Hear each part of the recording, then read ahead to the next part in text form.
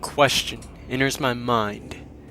As I think in the waking hours of the night, I wonder, what ruined Skyward Sword? Was it too linear? Was the game just not fun? Were the motion controls as bad as everyone said they were? So many details, so many things. I haven't really played the game, but I've still done extensive studies on it nonetheless, and I have found out very interesting details about it. What did I find? The only way to find this out is to go beyond the game.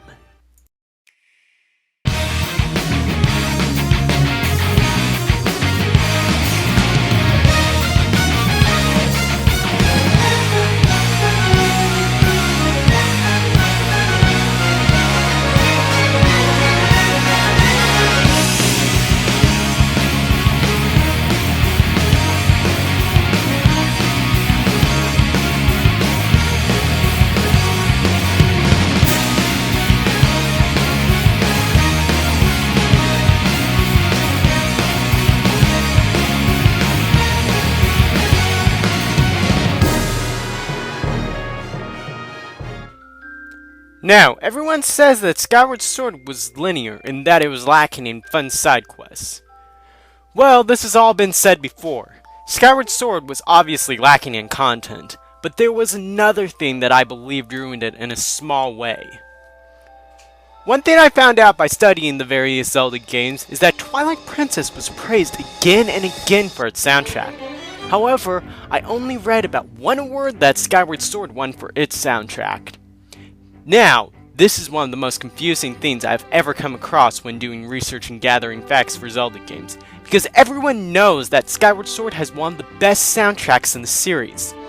So, what was so bad about Skyward Sword's soundtrack that it wasn't able to surpass the praise of Twilight Princess's? For a start, we'll compare the two. When comparing, say, Hyrule Field versus Ballad of the Goddess, we will quickly learn one thing. That Ballad of the Goddess is much more loud and exciting compared to Hyrule Field, but bigger is better, right? Well, not exactly. You see, when the music of a game is too impressive or too bold, it will overpower all other elements in the game and interrupt the focus of the player himself or herself. The fact is that you want to draw attention to the most important elements of the game, such as the characters, gameplay, and story. If the music of the game is overpowering these elements, the player will lose focus and the game will become unenjoyable. In Twilight Princess though, I felt like the music kinda blended in with its surroundings, therefore not exactly making the music unnoticeable or invisible, but rather illuminated all the other elements in the game, therefore enhancing the experience of the game. But in Skyward Sword, I felt like the music stood out too much in certain parts of the game, which wasn't a bad thing, except for the fact that in story cutscenes especially, because the music stood out too much, it dominated the emotion of the moment, rather than letting the dialogue of the characters set the emotion. In order to fix this problem, they could have done one out of two things. Either they could have made the music blend in more with the game, or they could have had voice acting in order to keep the music from overpowering the emotions of the characters, because a human voice can convey more emotion than any amount of words or dialogue can. More than that, they could have timed the music to the voices to bring an even better effect to the cutscenes.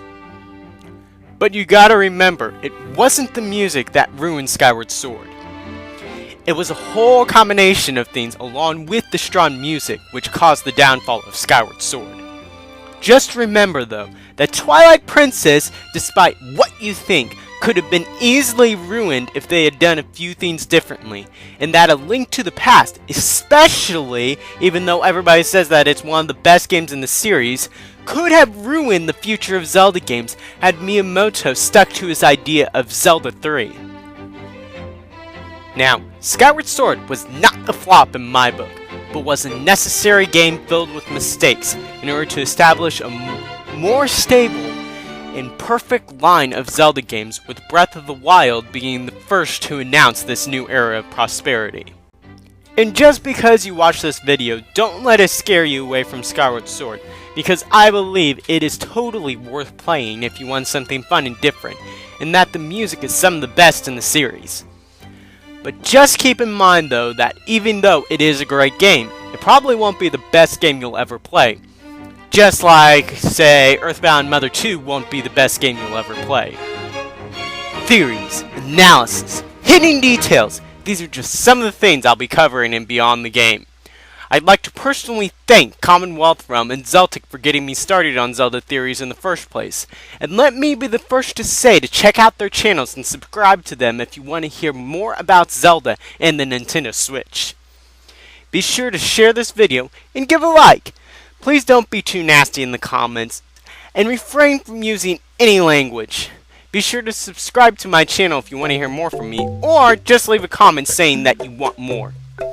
Have a blessed week, guys and gals, and I'll see you soon.